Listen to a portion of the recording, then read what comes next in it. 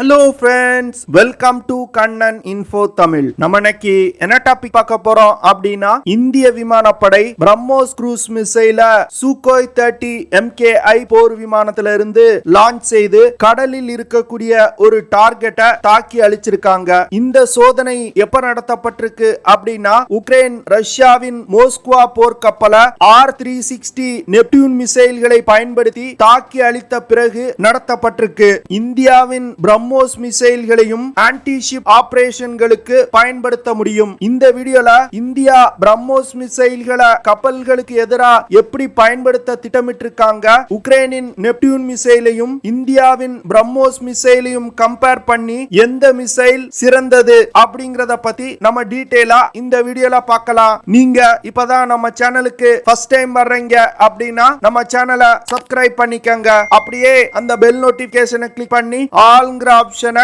Enable பண்ணிக்கங்க.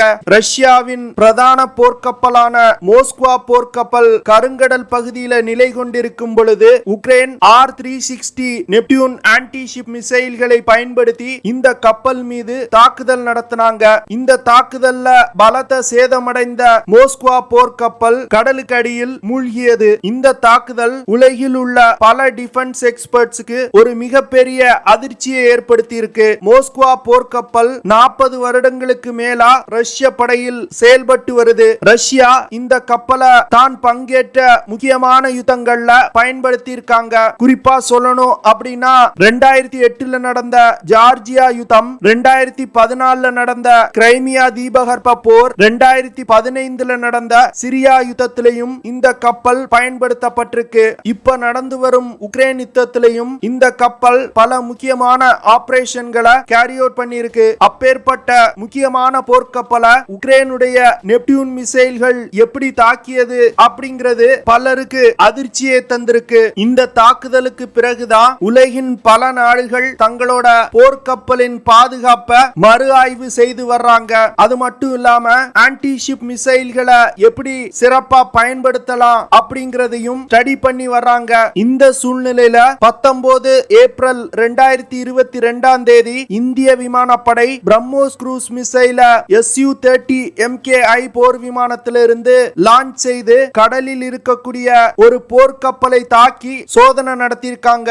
தாக்கப்பட்ட போர்க்கப்பல் இந்திய கடற்படையால் டீகமிஷன் செய்யப்பட்ட ஒரு போர்க்கப்பல். இந்த தாக்குதல் இந்தியாவின் ஈஸ்டர்ன் கோஸ்ட் பகுதியில் நடத்தப்பட்டிருக்கு. இந்திய கடற்படையும் இந்திய விமானப்படையும் ஒருங்கிணைந்து இந்த பயிற்சியில் ஈடுபட்டதா சொல்லியிருக்காங்க.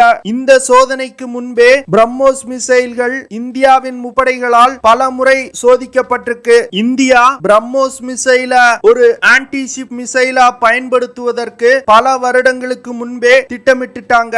இந்திய கடற்பரப்பை பாதுகாப்பதற்காக தஞ்சாவூர்ல இந்திய விமானப்படை ஒரு ஏர்பேஸ் அமைச்சிருக்காங்க.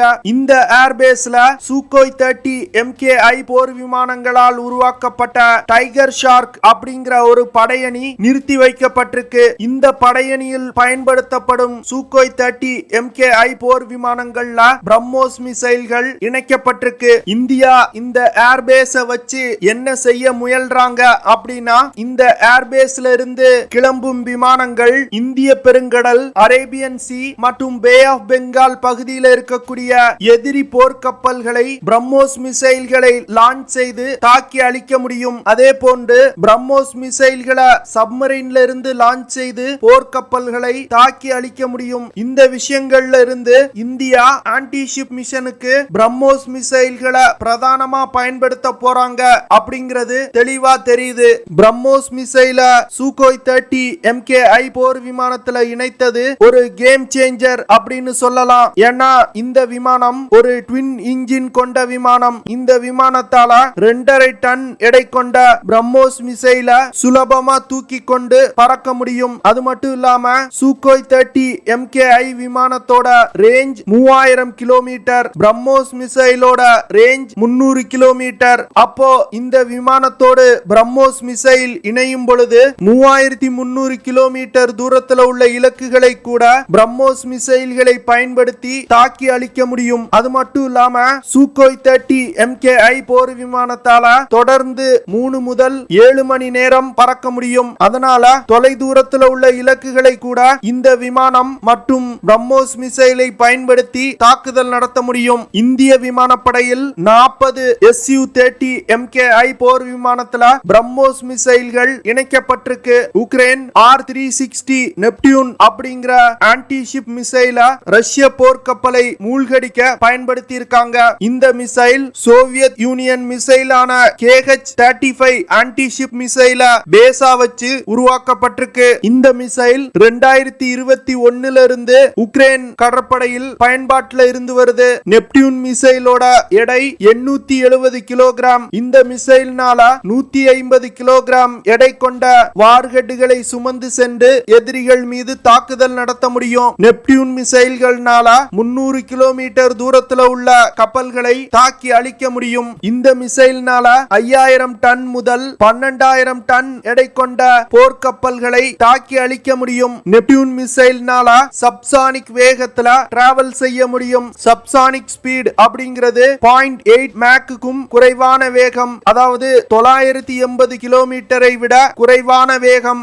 உக்ரைனுடைய நெப்டியூன் மிசைல்கள் ட்ரக்ல மவுண்ட் செய்யப்பட்டிருக்கும். ஒரு மொபைல் லான்ச்சிங் ட்ரக்ல 4 மிசைல்கள் இருக்கும். இந்த நெப்டியூன் ஆன்டி ஷிப் மிசைல் சிஸ்டத்துல டிரான்ஸ்போர்ட் மற்றும் reload vehicle, command and control vehicle மற்றும் ஸ்பெஷல் கார்கோ வெஹிக்கிள் போன்ற பல சிஸ்டங்கள் இணைந்ததுதான் இந்த Neptune anti ship missile system. இந்த மிசைல் சிஸ்டத்தை கோஸ்ட் லைன்ல இருந்து 25 கிலோமீட்டருக்குள் ஆபரேட் செய்ய முடியும். இப்போ இந்தியாவின் பிரம்மோஸ் மிசைல பத்தி பார்க்கலாம். பிரம்மோஸ் மிசைலோட எடை 3000 கிலோகிராம். இந்த மிசைல்னால 200 கிலோகிராம் எடை கொண்ட வார்ஹெட்டுகளை சுமந்து சென்று தாக்குதல் நடத்த முடியும். பிரம்மோஸ் மிசைலோட ஏர் லான்ச் மிசைல்னால 300 கிலோமீட்டர் தூரத்துல உள்ள இலக்குகளை துல்லியமா தாக்க முடியும். இந்த மிசைல்னால மாக் 3 அப்படிங்கிற வேகத்துல பயணிக்க முடியும். அதாவது 3700 கிலோமீட்டர் பெர் ஹார் வேகத்துல இலக்கை சென்று தாக்கும். பிரம்மோஸ் மிசைலோட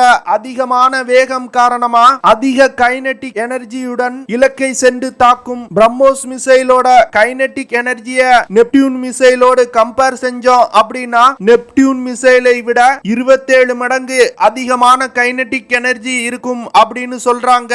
பிரம்மோஸ் மிசைல்னால அதிகபட்சமா 15 கிலோமீட்டர் உயரம் வரைக்கும் பறக்க முடியும். குறைந்தபட்சமா 3 முதல் 4 மீட்டர் உயரத்திலையும் பறக்க முடியும். பிரம்மோஸ் மிசைல ஒரு கப்பலை நோக்கி லான்ச் செஞ்சிட்டோம் அப்படின்னா கப்பல் 20 கிலோமீட்டர் தூரத்துல இருக்கும் பொழுது பிரம்மோஸ் மிசைல் தன்னோட உயரத்தை குறைத்து 5 மீட்டர் உயரத்துல பறக்க ஆரம்பிக்கும். எதற்காக பிரம்மோஸ் மிசைல் தன்னோட உயரத்தை குறைக்குது அப்படின்னா கப்பல்ல இருக்கக்கூடிய ரடார்கள் மற்றும் சென்சார்கள்னால 20 கிலோமீட்டர் சுற்றளவுல உள்ள மிசைல்களை கண்டுபிடிக்க முடியும். அதனால ரடார்கள் மற்றும் சென்சார்கள்னால கண்டுபிடிக்க முடியாத உயரத்துல பறக்க ஆரம்பிக்குது. ஒரு வல்லரசு நாடு பிரம்மோஸ் மிசைலோட செயல்திறனை ஸ்டடி பண்ணிருக்காங்க.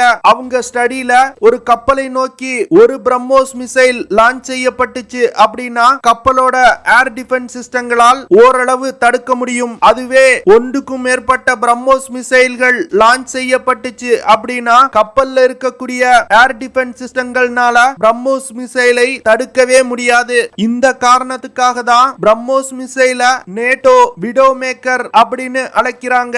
இந்த விஷயத்தை பார்க்கும் பொழுது உக்ரைனுடைய நெப்டியூன் மிசைலை விட பிரம்மோஸ் மிசைல் பல மடங்கு சக்தி வாய்ந்தது அப்படின்னு உங்களுக்கு தெரிய வந்திருக்கும். எடை கொண்ட வார்ஹெட்டுகள் எதிரிகளோட மிசைல் டிஃபென்ஸ் சிஸ்டத்துல இருந்து தப்பிக்கும் திறன் போன்ற பல விஷயங்கள்ல பிரம்மோஸ் மிசைல் நெப்டியூன் மிசைலை விட மிக சிறந்ததா இருக்கு. அதனாலதான் உலகில் உள்ள பல வல்லரசு நாடுகள் பிரம்மோஸ் மிசைலை கண்டு அஞ்சி நடுங்குறாங்க. இந்த காரணத்துக்காக தான் பிலிப்பைன்ஸ் சீன கடற்படையை எதிர்கொள்ள இந்தியாவிடம் பிரம்மோஸ் மிசைல்களை வாங்கியிருக்காங்க. இப்போ உங்களுக்கு உக்ரைனுடைய நெப்டியூன் மற்றும் இந்தியாவுடைய பிரம்மோஸ் மிசைல்ல எது சிறந்தது அப்படிங்கிறது புரிய வந்திருக்கும். ஓகே ஃப்ரெண்ட்ஸ், நம்ம வீடியோவோட நிறைவு பகுதிக்கு வந்துட்டோம். இதெல்லாம் தான் நான் உங்ககிட்ட ஷேர் பண்ணணும் அப்படின்னு நினைச்ச விஷயங்கள். ஐ ஹோப் நான் ஷேர் பண்ண விஷயங்கள் உங்களுக்கு பிடிச்சிருக்கும்னு நினைக்கிறேன். அப்படி பிடிச்சிருந்துச்சுன்னா ஷேர் பண்ணுங்க, லைக் பண்ணுங்க, கமெண்ட் பண்ணுங்க, மறக்காம நம்ம சேனலுக்கு சப்ஸ்கிரைப் பண்ணுங்க. அப்படியே அந்த பெல் நோட்டிபிகேஷனை கிளிக் பண்ணி ஆல்ங்கிற ஆப்ஷனை எனேபிள் பண்ணிக்கங்க. See you in the next video. Jai Hind.